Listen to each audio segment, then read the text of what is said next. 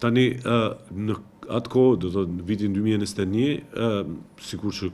kam vazhdoj dhe sot, realizoj takime me qytetarë të gjitha rangjeve, niveleve, profesioneve, preokupimeve, edhe me Lule Xhelin jam taku realisht në Delaware, në Shtetet e Bashkuara të Amerikës, për një bisedë e cila fillimisht është duk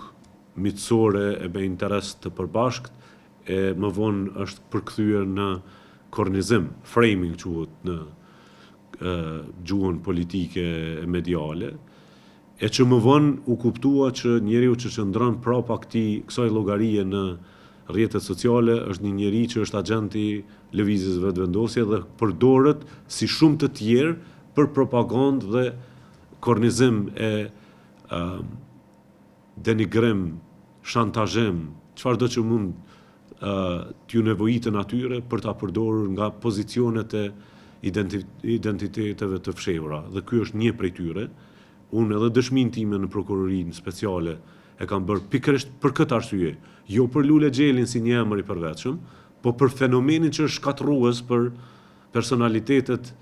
të cilat nuk mendojnë njëjtë si Kurti dhe për proceset të cilat nuk janë në besimin edhe ideologjinë e Kurtit. Do të thotë lufta speciale e cila është bërë për 6 vite ndaj emrave të përvetshëm dhe proceseve të rëndësishme. Kur flas emra të përvetshëm mendoj edhe në të brendshëm edhe diplomat edhe zyrtar të huaj, është pikërisht makineria fashiste e Kurtit për denigruar njerëz dhe procese të cilat ai ose nuk beson ose i konsideron si kundërshtar. Dhe unë e përgëzoj prokurorinë speciale për këtë nismë sepse efektet e para janë dhënë, shumë llogari me identitete të mshehura janë duke u mbyllur ose janë mbyllur tani më, dhe ngadal besoj që veprimi i ligjit në anën tjetër krijon edhe pastërti, edhe e pastron skenën e fyrjeve, sharjeve, përçarjeve, denigrimit, që është çështja thelbësore e problematikës demokracisë dhe funksionimit tek ne sot. Jo, nuk e kam ditë se ka qenë agent i lëvizjes. Në fakt, e gjithë biseda ka qenë si një veprimtar shqiptar në Amerikë, i cili ka punuar për institucione të ndjeshme, me informacion të ndjeshëm dhe se ka çasje në informacione sensitive, edhe për çështjen e Ballkanit, por edhe për çështje tjera, edhe nuk e kam ditur se është agent i askujt. Në fakt, po ta dija, nuk e di nëse do takohesha, po edhe nëse do takohesha, do isha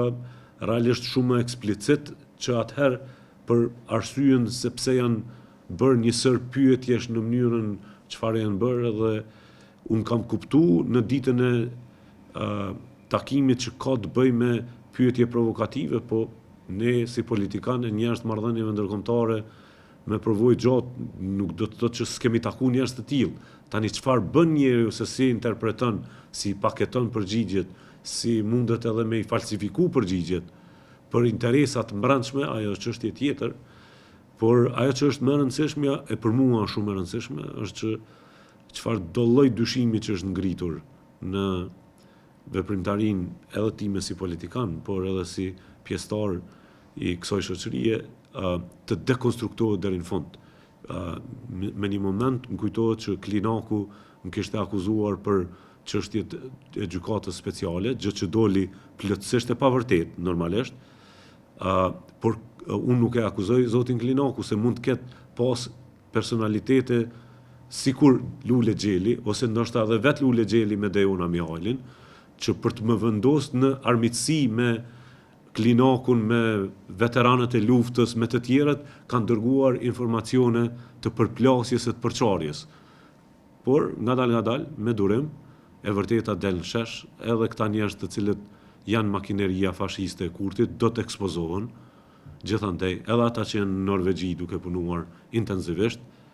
mshehur prapa portaleve e identiteteve, edhe ata të cilët janë në pjesë tjera të Europës, dal ngadal, kanë me u zbulu për me u pa që në fakt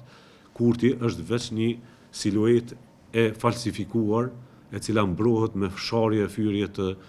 llogarive të pa identitet.